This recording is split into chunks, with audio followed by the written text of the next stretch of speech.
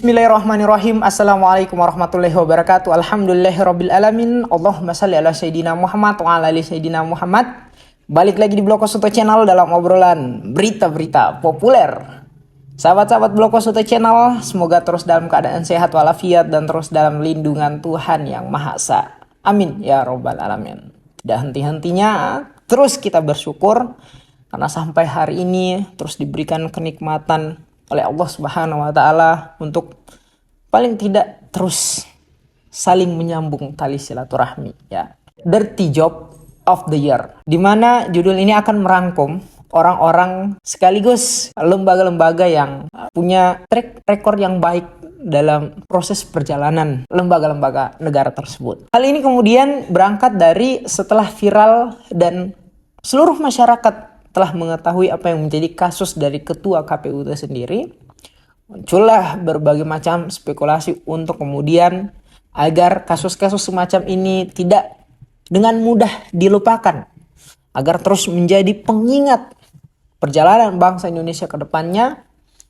Orang-orang pada akhirnya mencatatkan, bagus nih kalau dibuatkan sebuah catatan buruk tentang orang-orang yang menjalankan jabatan publik, orang-orang yang memutuskan kepentingan umum itu dengan proses-proses yang problematik dan luar biasa di luar ekspektasi kita ya. Yang pertama kalau menurut kami ada KPK, yaitu Firly Bahuri atau ketua KPK itu sendiri. Dimana tentu saja kita ketahui bersama bahwa Firly Bahuri ini kalau tracking apa yang menjadi track record beliau, memang tidak sedikit apa yang menjadi kerja-kerja beliau ini begitu problematik dan kontroversial.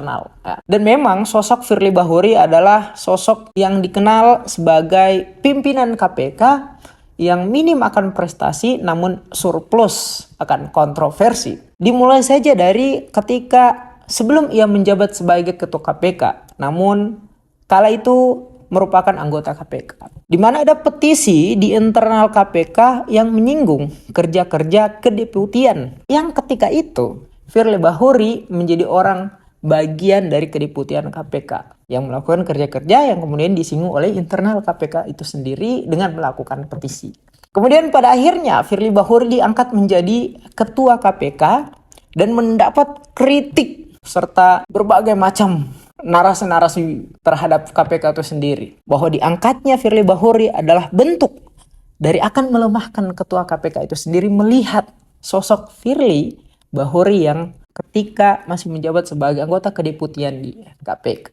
Dan betul saja, ketika ia menjadi ketua KPK, kembali lagi kami mengatakan sosok ini adalah sosok yang minim prestasi dan surplus akan kontroversi. Beberapa di antaranya, data OTT KPK bocor, memberhentikan berbagai macam kasus korupsi, memberhentikan beberapa pegawai KPK yang terlihat berintegritas dalam penegakan kasus korupsi di Indonesia.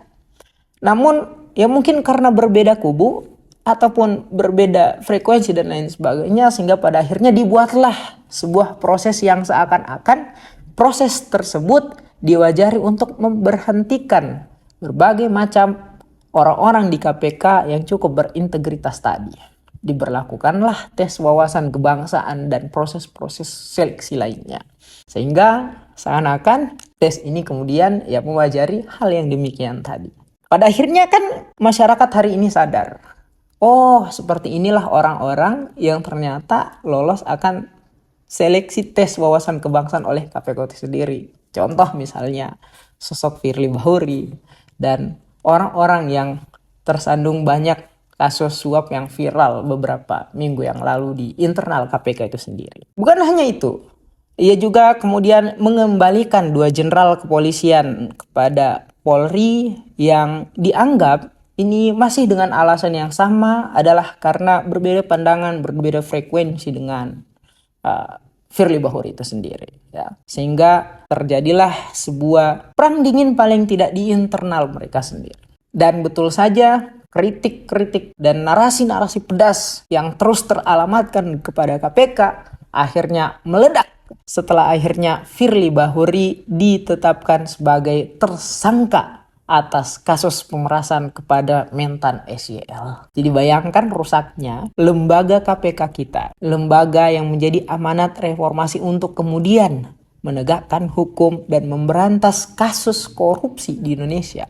Ternyata orang-orang di dalamnya adalah orang-orang yang dalam hal ini diduga adalah tersangka dalam kasus korupsi itu sendiri. Jadi bagaimana kasus korupsi kita diharapkan agar paling tidak terminimalisir. Sementara ternyata proses internalnya saja belum diselesaikan. Belum lagi kalau mau keluar ke eksternal. Padahal dulu-dulu kalau kita melihat kinerja KPK sebelum Firly Bahuri ini menjadi ketua KPK periode sampai dengan 2023. Luar biasa manuver KPK itu sendiri untuk memberantas kasus korupsi. Sampai dengan kita kenal dahulu ada kasus dari bendahara Partai Demokrat yang ia melarikan diri ke Kolombia. Kemudian setelah beberapa hari berhasil ditangkap oleh KPK itu sendiri. Hari ini apa? Kasus Harun Masiku. Luar biasa. Dari periode kepemimpinan Firly Bahuri sampai dengan akhirnya digantikan oleh ketua KPK yang baru, kita tidak sama sekali kemudian untuk mendapatkan kejelasan dari kasus Harun Masiku ini. Terakhir malah kita mendengar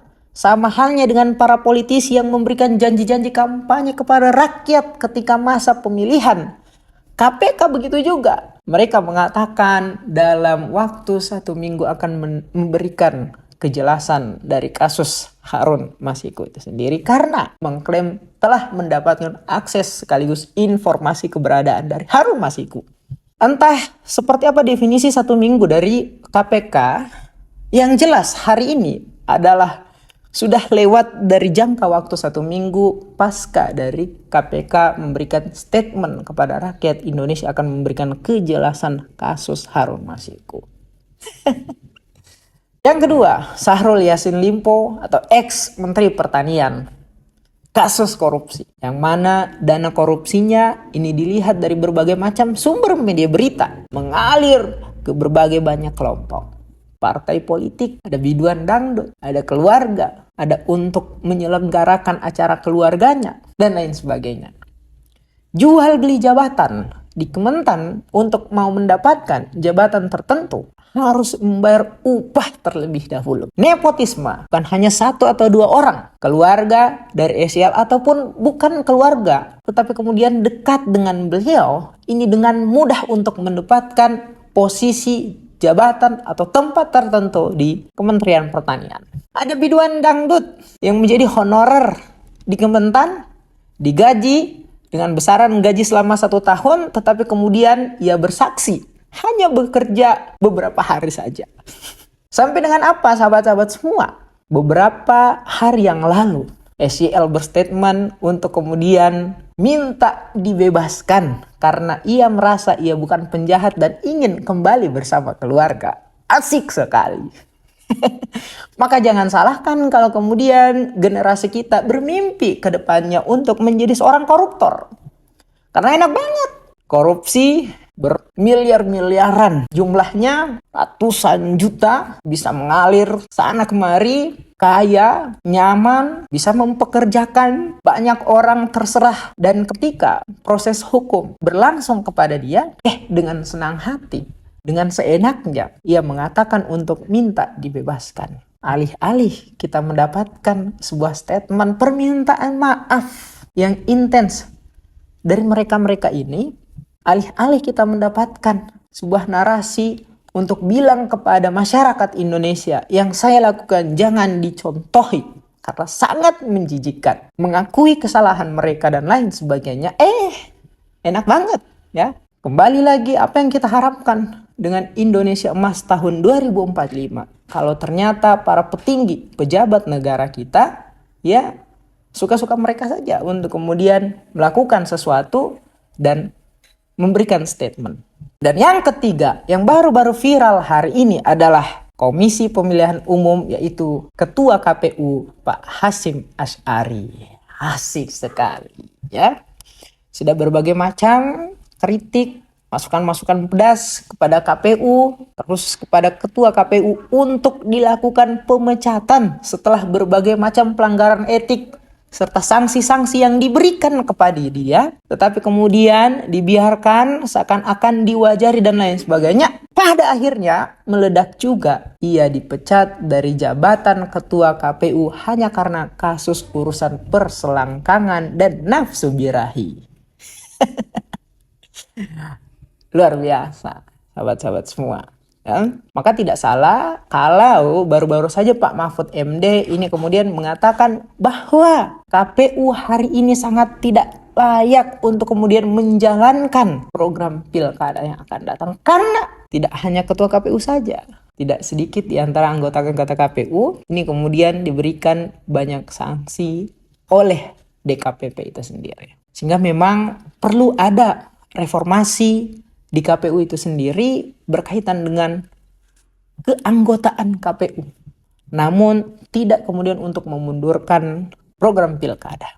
Sehingga disinilah kita lihat apakah dengan paling tidak ketiga nama tadi ini membuat sosok Joko Widodo adalah sosok pemimpin yang kemudian bijaksana, yang kemudian merasa bahwa sebetulnya pucuk tertinggi dari kesalahan orang-orang yang tadi ini adalah ia sendiri, karena ia tidak mampu memilih, menempatkan, mempercayakan orang-orang yang mendapatkan jabatan-jabatan penting. Kalau kalian nih sahabat-sahabat semua, sekiranya ada nama-nama yang patut masuk dalam kategori atau nominasi Dirty Job of the Year, silakan berikan komentar kalian pada kolom komentar channel ini. Demikian dari kami, billahi taufiq wal hidayah. Wassalamualaikum warahmatullahi wabarakatuh.